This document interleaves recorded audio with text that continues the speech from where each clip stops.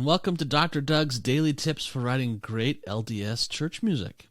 Today we are looking at Hymn 98. Each day we grab a hymn or a primary song and we find a really fun little lesson, a little tool, a little tactic used in that hymn or primary song that's an excellent technique for writing church music, whether you're writing primary songs or hymn arrangements or hymns or ward choir pieces, whatever you're writing. Today, we're looking at I Need Thee Every Hour, and I want to draw your attention to kind of a small detail, but it's such a nice one, and you can use it in many different ways.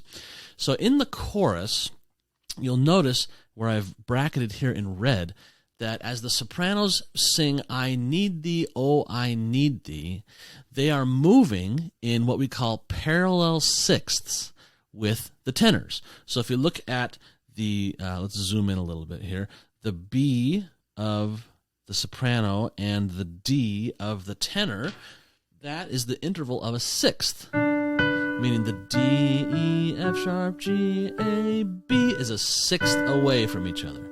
And now if you keep following the soprano and the tenor lines, they continue in sixths.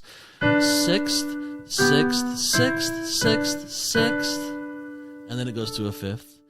That kind of parallel sixths between voices is lovely. It's something that happens quite often, and it's something that you can flip upside down and use as well. When you flip a sixth upside down, you get a third. Okay, so for example, if you take that B in the soprano and the D in the tenor, if you were to take this B down an octave and put it right there, that's flipping the sixth upside down. So what was B on top and D on bottom, now we put the B down an octave, it's now an upside down sixth or a third, okay? And you can do the same thing with thirds. Parallel sixths and parallel thirds work beautifully together.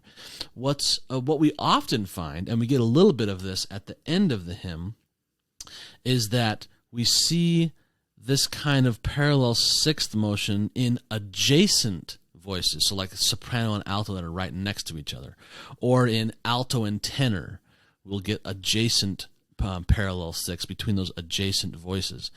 But what happens in this hymn is it's not, at least at the start of the chorus, we get the parallel sixths, but not between adjacent voices, soprano and alto. We get them in crossed over voices, so between soprano and tenor. And this is really fun, and it's fun to sing as well, and it sounds really good. Okay, let's keep going. The parallel sixths continue on the second half of this opening phrase of the chorus. Every hour I need thee. It makes it feel kind of like a duet, okay? Kind of like when you hear a pop song, you often hear a main melody and you'll hear a secondary harmony part up a third or down a sixth or even sometimes up a sixth. That's really what's happening here as well, but we're sort of putting it into a divided way between soprano and tenor while the alto and bass are doing other things. So this is a fun technique. If you're in a spot where you're writing a hymn or a primary song or a choir arrangement and you want part of it to feel more like a duet, try parallel sixths and try parallel thirds. Okay, there's one more spot I want to draw your attention to, and it's right before the end on Savior, I Come, right here, okay? Now the basses are like, hey, I want to do that. That looks like fun. So notice how the sopranos go on the second half of Savior. G, A, B. At the same time, the basses go B, C, D. So we get, again, parallel sixths, but now between the top voice and the bottom voice.